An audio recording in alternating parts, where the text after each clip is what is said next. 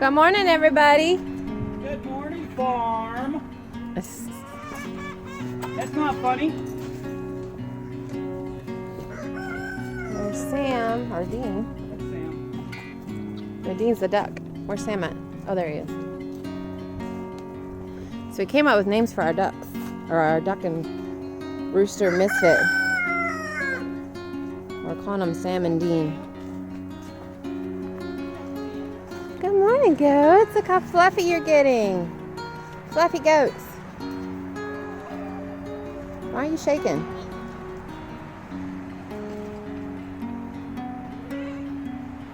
Hey, Donald, I think there's something wrong with Blue. He's shaking.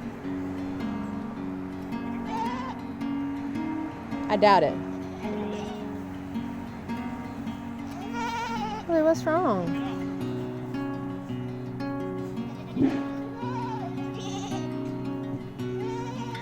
You're not shaking.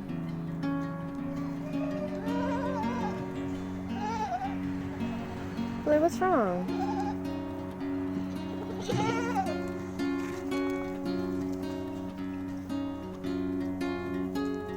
What's wrong, buddy? Why are you shaking that way?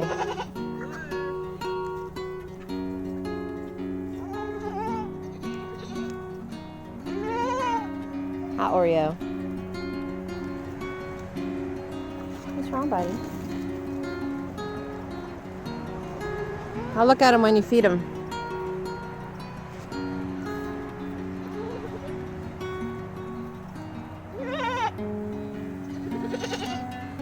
Belle. And got Oreo back there. And Blue, why are you shaking? I don't know if you guys can see that on the camera.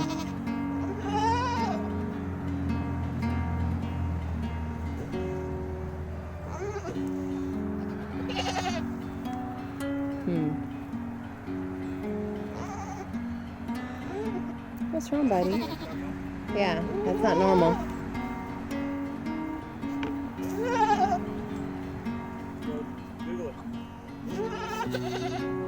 Should probably take his temperature today too.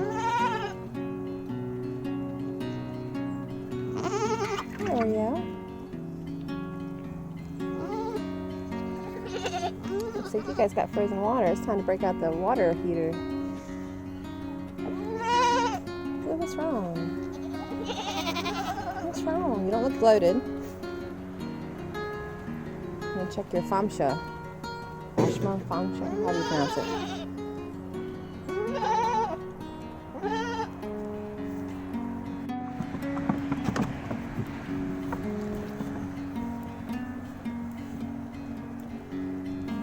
I want to check his eyes to see if he's pale. With it. Okay. That's your eyeball?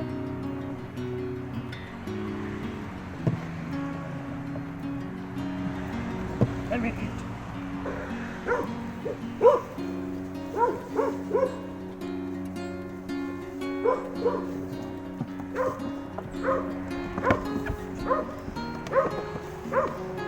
Wonder how that hoof's looking. And you're not shaking, are you?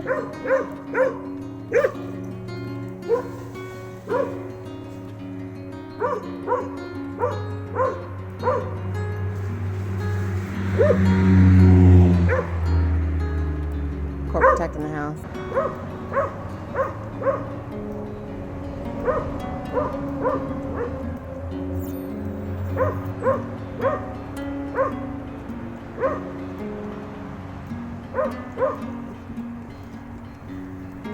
There was a post on Backyard Chickens that someone posted their goats' rear end was shaking. Did they kick you off, Oreo?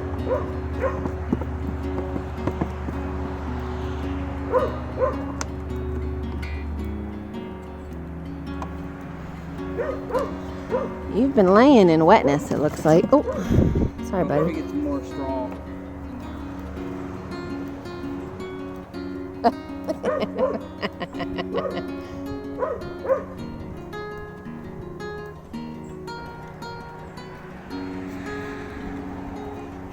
You can kind of see it. shaking. He's got some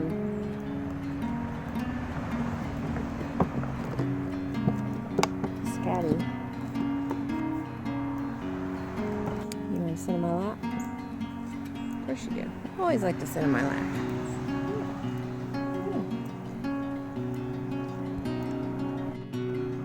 So we're not sure what's going on with Blue yet, but we're gonna have my cousin come over and help trim the hooves. Get out of the way. I'll go get the baking soda. I bought a new one yesterday. So we are heading to a workshop in York, PA, run by a farm called Horn Farm Center. And it's about soil building or soil health. The foundation of soil health. Foundation of soil health. And we're going with my friend Kim, and it's a free workshop, but we're interested in learning about what the basics of soil health are and how we can introduce that onto our own properties. Looking forward to that. So That's okay as long as it's covered. I mean, so after this, after the initial double dig, I shouldn't have to do this again for 5 years. So it's one of those trade-offs. It's like, what do I have to do now? I have to double dig. I have to expose it to a little bit of air, a little bit of sunlight, maybe some die-off. But my plan moving forward is to grow healthy plants that are going to feed the soil, that are going to feed the biological life, that are going to regenerate that soil to the point where I don't need to do that again.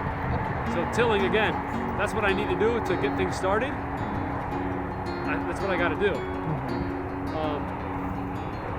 Having a management practice that it's like human health. Like, what do we? Is it healthy if we have to fertilize every year, multiple times a year? Probably not. Is it healthy if we have to take vitamins and supplements and pharmaceuticals all the time? Like, our goal should be to, if we're sick, get better, and then get off of it so that our bodies can do what they're designed to do, and that's to regulate itself. So these are going to be biointensive beds. These are just normal, regular raised beds. These long raised beds that are about 3 or 4 feet wide by 100 feet long. I found a technique called the stale bed technique, where after I fork this, I'll let it go for about a week or two, and whatever weed seeds that were in the soil will germinate, and then we have a propane pack that we can come through and flame weed. Yeah. So that's gonna knock back all the weed seeds that just germinated. I'm gonna seed into it immediately after, and that's gonna give my plants, or our plants, the plants, that much of a head start to those weed seeds. So that's a really good method that I found to be very useful, especially with carrots. Carrots are really, really difficult to get them to germinate, to outcompete weeds. The stale bed and the flame weed technique has been really, really beneficial. Next year, would you want to be planted into this or this?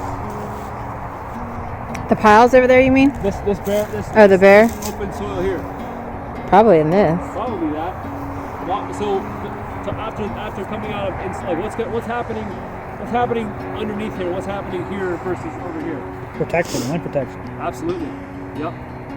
Growing plants are photosynthesizing and putting those root exudates into the soil, feeding the biological life, creating an environment for whatever comes next to thrive.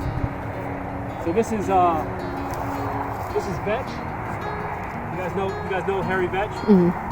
It's a legume. So this is going to not only provide a really, really dense cover. This is a nitrogen fixing plant, so it's going to add some nitrogen to our soil. It does winter kill, but the roots, if it doesn't get too bad, our climate's just right so that it will die on top and create this beautiful living kind of or dead mulch. But the roots will stay alive, and depending on how well it's established, so this is almost ideal. because in the spring the roots are already established. It's gonna flush in the spring and create pretty rapid growth. So I'm actually gonna come through and harvest all this before it goes to seed, and either let it on the soil and do chop and drop, or take it and put it in our compost pile and make a really nitrogen rich compost out of the mulch. And then once you do that, that's still going to be 4 to 6 weeks before you plant into it? This should be fine. Even after the chop and drop? Yep. Yeah. With vetch, because it's a nitrogen fixing plant, it's actually depositing because it's not taking it up. Which all plants do that, by the way. All plants have the ability to fix nitrogen. It's just that the legumes do it at a much higher frequency. It's something I need to learn a little bit more about. It's still a fascinating aspect of how these plants work. But no, I should be okay to plant right into that. So you said the roots are still living under the soil after you harvest the top, or do you plant just into that and it still comes back? Or so the roots will overwinter, and depending on the species and depending on the timing of when I decide to cut this down, will determine whether it can grow back or not. So there's a point in time, and you have to just do your research on what you're dealing with. That I can harvest this early spring and get maybe a second regrowth. But if I wait late spring to the point where it's already made its flower, but it hasn't gone to seed yet, and I cut it down, it will not grow back. okay. So if you think about depending on the life cycle of the plant, is really going to determine its ability to regrow. Anything that's gonna flower. So when you do a chop and drop, if you're trying to manage a plant so it doesn't reseed, like oats or buckwheat or vetch, if I let it flower, then I've given it the maximum amount of time to photosynthesize, feed the soil, and when I cut that, all of its energy has gone into making the flower. It was ready to make a seed. It doesn't really have anything left in the root system, if that's all you leave, to regrow. Now if I do it at 30%, 50% flower, meaning like it still has about half of its life until it makes a flower and goes to seed. If I do it then there's a good chance it's gonna grow back, and that flowering, the time it was going to flower has been pushed back. Does that make sense? Yeah. Somewhat? That's going to vary from plant to plant. Exactly. Just depending. You have to really know the timing of everything pretty well. You really do. And the stuff on seed packets and stuff you find online is pretty accurate. Like buckwheat is gonna flower. It's one of the quickest. Buckwheat is an incredible cover crop because of how fast it germinates. They call it a catch crop if you're using it between crops. So your spring stuff, your early stuff is finished, but it's too early to put in your late crops. So you want something to grow and feed the soil. Buckwheat is a really good phosphorus miner, so it's going to bring phosphorus from the sublayers of the soil up and make those available for plants. So it's a really good in-between crop. But it's also a crop that you can use almost any time for weed suppression because it grows so fast, germinates so fast. I let this go to seed. You guys seen buckwheat seeds? I'll give you some of this. I planted a little bit, but not quite enough to do any good. It's just kind of an experiment. Yeah. And those are oats. So I just let these grow and die. Because I'd love for more buckwheat to come up through here. We're going to take this row of mulberry trees that is naturally occurring, which is incredible. Very abundant this year. So what would be your next step once you have this growing to this point to turn this into something you can plant other stuff in? I'm gonna let the winter kill it, and it's gonna fall down and decompose and act as living mulch, living compost in this area. And then I might have to come through with a rake next year and just rake it to the side and then I'm planning on planting trees. So just let it die. plant my trees, yeah. Yeah. Okay. Now, if I wanted to, essentially, do an annual crop, I might take a piece of our black plastic, a piece of our ground pack, and as soon as I can in the spring, roll it out, maybe 4 foot wide by, this is 100 feet long, and cover that, and do that process called occultation, and that's going to aid in the breakdown of this, and it's going to make it break down much faster. I pull that off, again, might have to rake it to the side, and I can plant right into it. A lot of things I could do, yeah. Yeah. I could size this. I could have sized it before it went to seed, before the buckwheat flowered and went to seed, and before the oats went to seed. Break all that up.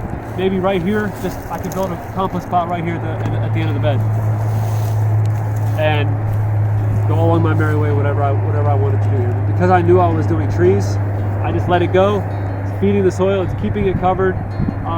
It was a great pollinator. You know, when you let cover crops go to flower but not go to seed, and you get the benefit of the pollination, that's an added benefit that a lot of farmers are looking for in terms of pollinators.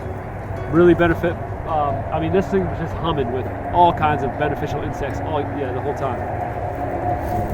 So as you can see here, going piles of leaves where we had sweet potatoes. So that'll just act as I put all the vines back on the bed, doing leaf cover, digging sweet potatoes, digging garlic, digging carrots. You're already digging the bed, so you're already loosening the soil. So covering that up right away, planting for something that likes loose soil, that likes broken up soil right afterwards. That would be the best next step for beds like that. Like we go up here to these piles up here. What's inside is decomposing at such a high rate because of the size of these piles.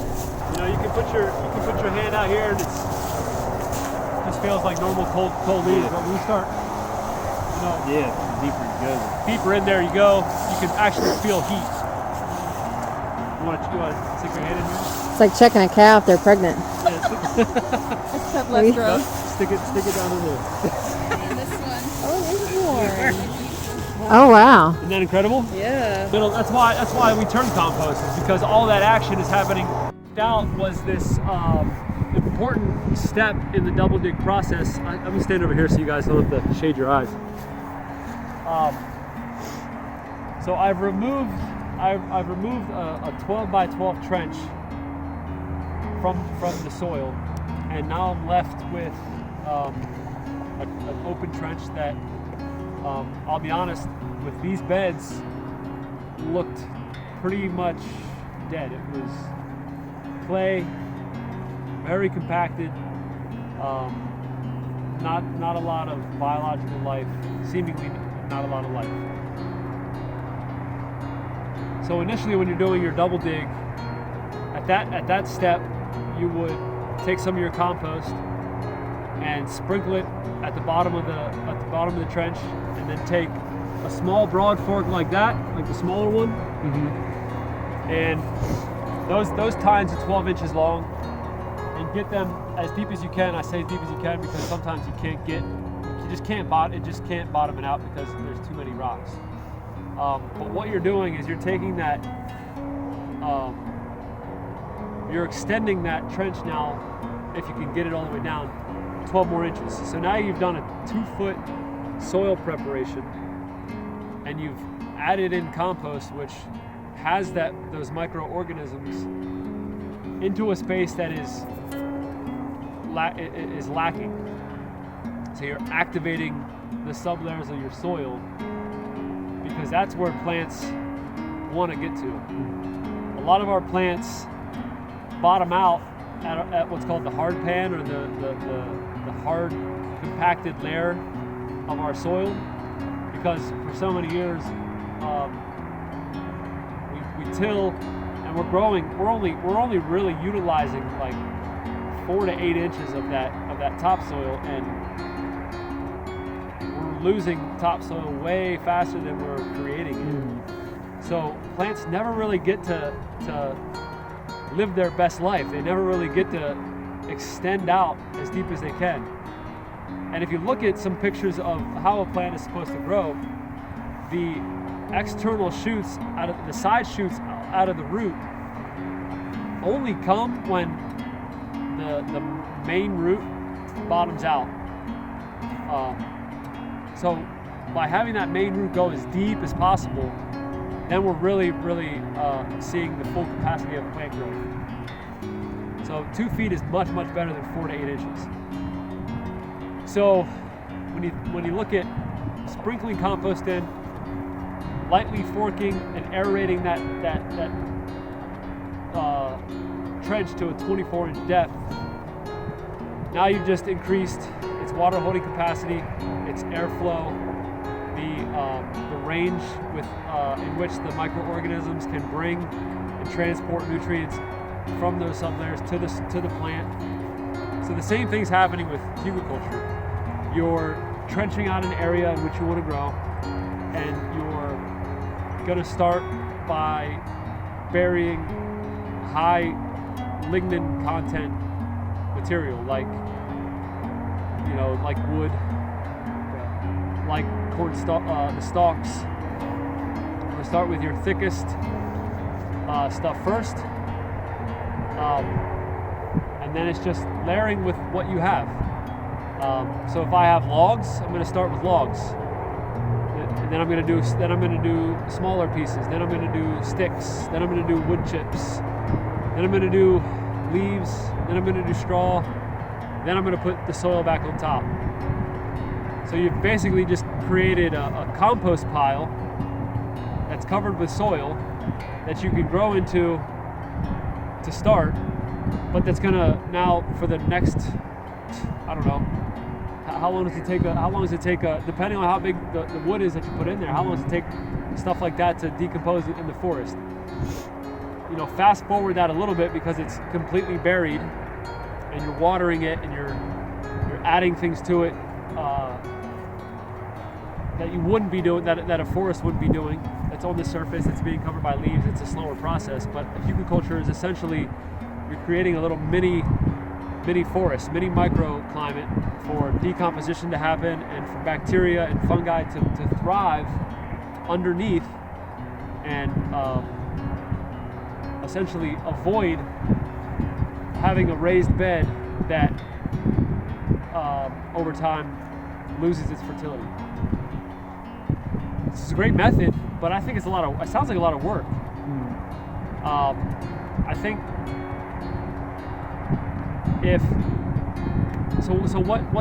what are the benefits, or what's appealing about a hugelkultur bed versus like a raised bed like that we're doing?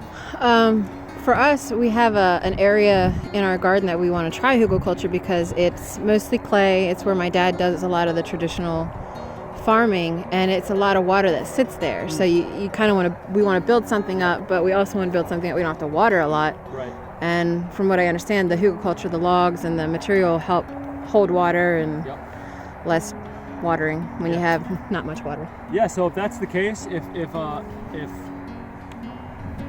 you want to, I say go for it. I'd also encourage you to try broad forking and just maybe raising your beds up a little bit, and seeing how much work you need to actually do to create an environment for plants to thrive and for soil to be built. It may very well be that a hugelkultur is the initial way. And if that's the case, then you have to figure out, how big of a bed can you do, how much time can you spend building it, what are the management practices you can then incorporate to continue the soil building that needs to happen to keep it fertile. So yeah, hugelkultur is, if it's completely degraded and it doesn't hold water, and when it does rain, it gets flooded. It sits, and then I say do your research. Like down in the valley of my property too. Yeah. I could get like a little mini river in the back. Yeah. Maybe I could actually use that space, which I haven't used it because I was afraid everything would wash out. Yeah. Yeah, so I'd say there are a lot of options. Raised beds and building beds like that increase water infiltration and increase airflow.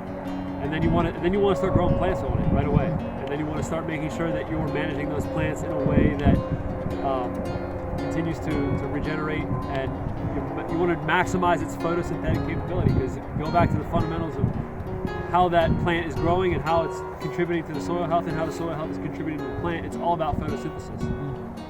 You got to make sure it stays watered, got to make sure there's air and food for the microorganisms, and then how do we manage it post-harvest? And then, what are we doing with the next set? If we're constantly taking it out and not allowing it to be regenerated through either composting or mulch, whatever it may be, then it will degenerate. Like I said, I actually helped build this. We did a class, a humiculture building class on this, and I remember, we had to spread out tarps. You're digging the soil out, putting it on tarps, laying the wood. We used black locust, which is one of the most rot-resistant woods that grows around here. So going back to those compost piles, the longer it takes to break down, the longer, slower release of nutrients is going to happen. But it also creates this long-term shelter for the microorganisms and the fungi to hang out and contribute to not only this area here, but everything around us. When you start to look at how the mycorrhizal network underneath our feet, they've done tests. You guys familiar with Paul Stavitz, the mushroom guy? I forget how to say his last name. He did this. He did this thing where he was. I think he's in the Amazon. He injected radioactive, something that could measure into tree roots, and instantaneously, at the speed of light, it showed up miles away in the forest, because the connection underground with the roots and the fungi underneath is instantaneous. It's like our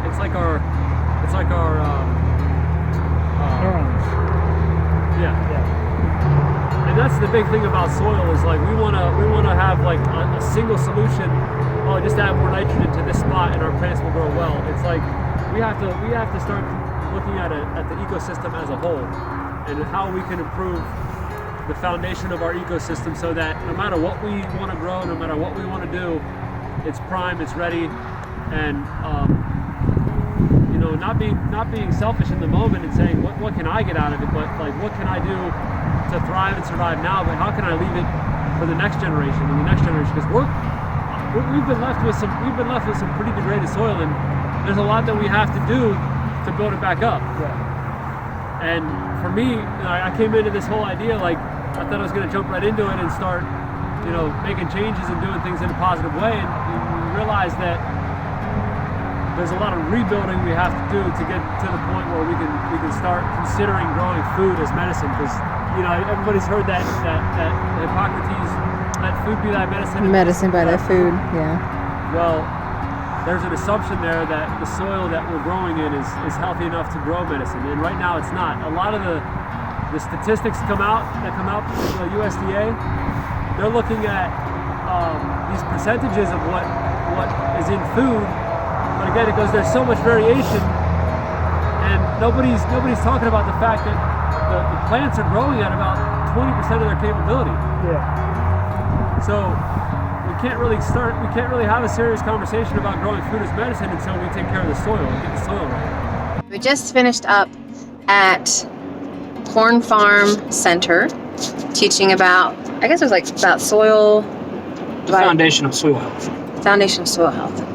We had a really good time, and we went with our friend Kim, who is a violin teacher over in Stewartstown, and we took away, what did we take away from that workshop? We took away thoughts on composting, biodiversity, We talked about hugelkultur. It was really well done. It was free, but they have a lot of really good paid workshops and intensives that we're interested in. They've got, 2 years worth of beekeeping classes that you can pay for, wild foraging classes, and it's basically a farm center. I thought maybe it was at somebody's house, but it's a house that was turned into an actual center. So if you are in the York or South Central PA or Northern Maryland area, I definitely recommend checking these guys out. We are definitely going to go back. Yeah. And try to figure out, not that we want to replicate what they do. We do want to provide educational opportunities on our place, but more in terms of showing samples of how you can build different garden beds and grow your own food, and what works and what doesn't. Because we don't have as much of a land, so we can't do as much. But if we do one bed, that's the hugelkultur. One bed, that's the Ruth Stout method. One double dig. One double dig, raised beds, traditional, and just compare them. Food forests. I mean, we're going to do all kinds of permaculture options that we're going to try to do. So I think it was well worth going out there, and definitely looking forward to going back and supporting them in whatever way we can. We will provide a link to their farm in the show notes, and definitely check them out. Thanks.